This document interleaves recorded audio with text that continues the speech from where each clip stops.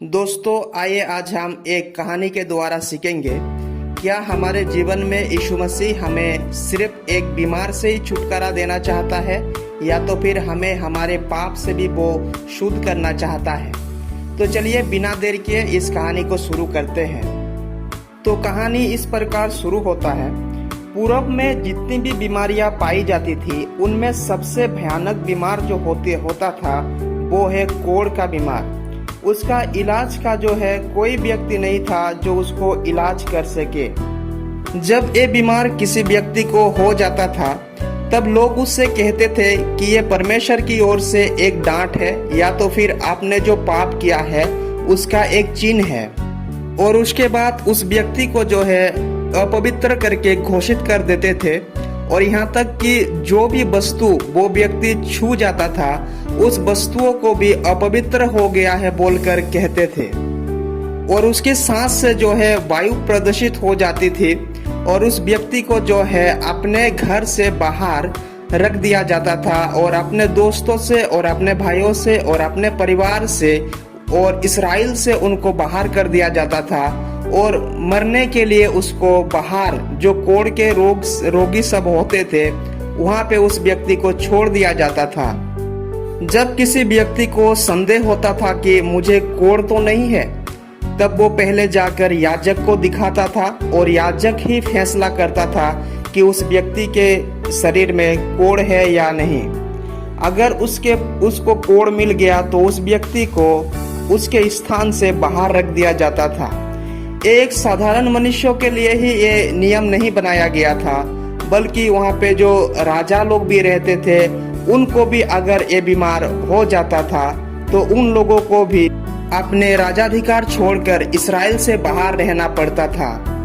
और कोढ़ के रोगों को जो है घर से बाहर और अपने परिवार से बाहर और यहाँ तक कि जिस जगह में वो रहता था उस एरिया से भी बाहर रहना पड़ता था। और यहाँ तक कि उन लोगों को खुद ही अपने कपड़े को फाड़ कर चिल्ला कर कहना पड़ता था कि अपवित्र अपवित्र बोल के, ताकि अगर कोई भी व्यक्ति उधर से गुजरे तो उनके श्वास के द्वारा वो लोग भी अपवित्र हो जाएंगे बोलकर वो लोग खुद ही चिल्लाते थे। और मैं अपवित्र हूँ बोलकर वे लोग अपने मुख से ये शब्द को चिल्लाते रहते थे। यीशु मसीह जिस एरिया में काम कर रहा था उसमें बहुत से कोढ़ रोग की व्यक्ति थे, लेकिन उनमें से एक कोढ़ी जो ऐसा था जो उसने यीशु मसीह पर विश्वास किया था कि अगर मैं यीशु मसीह के पास जाऊंगा तो मुझे वो चंगा करेगा और मुझे वो शुद्ध करेगा। वो यीशु मसीह के पास तो जाना चाहता था, लेकिन उसके मन में जो है कुछ सवाल थे। और सवाल ये था कि वो सोच रहा था अगर मैं यीशु मसीह के पास जाऊंगा तो क्या वो मुझे अपने पास आने के लिए देगा। और दूसरा सवाल ये था कि अगर मैं यीशु मसीह के पास जाऊंगा तो उनके साथ जो चेले लोग होते हैं क्या वो लोग मुझे उसके पास आने देंगे।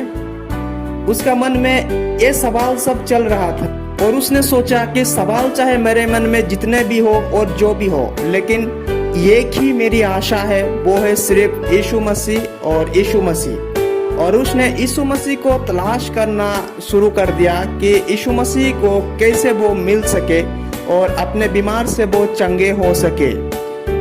तब उसने यीशु मसीह को ढूंढने के लिए वो निकला और कुछ समय के बाद उसने दूर से यीशु मसीह को देखा और उनके सामने जो लंगड़े लोग आए थे, जो अंधे लोग आए थे, जो बीमार लोग आए थे, वे लोग चंगे हो रहे थे और यीशु मसीह की आराधना कर रहे थे। उस कोढ़ की रोगी ने उन सब चीजों को देखा जो यीशु मसीह के द्वारा हो रहा था।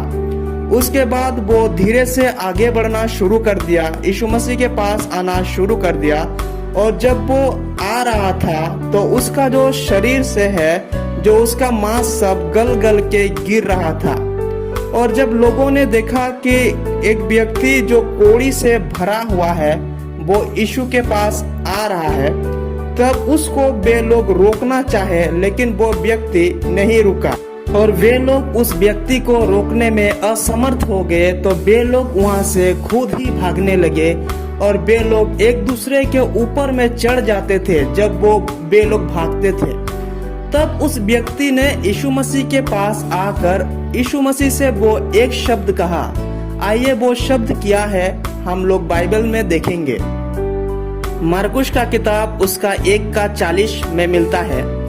एक कोढ़ी उसके पास आया, उससे विनती की और उसके सामने घुटने टेक कर उससे कहा, यदि तू चाहे तो मुझे शुद्ध कर सकता है।